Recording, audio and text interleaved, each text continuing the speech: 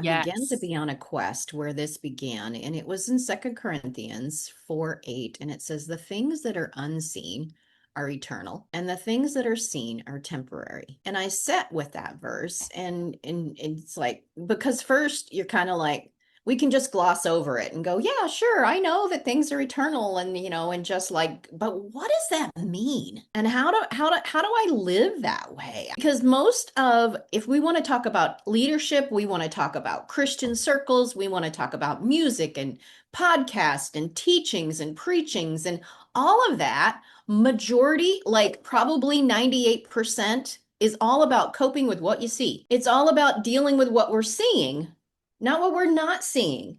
So we're dealing with temporary things as our primary focus, and we wonder why we're struggling and why we're hanging on and why we're striving and why this is hard. And so I began to ask that question, what does that mean?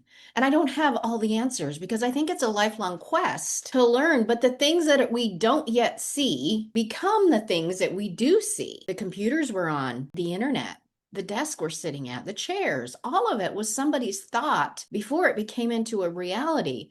But most of the time, we're coping with what we have and keep trying to figure out how to solve the problem from a past circle of information. And we wonder why we keep going around the same mountain. This is the difference, is beginning to learn to live from your spirit, because you are a spirit living in a body, having a human experience. It's like, but how do you do that practically?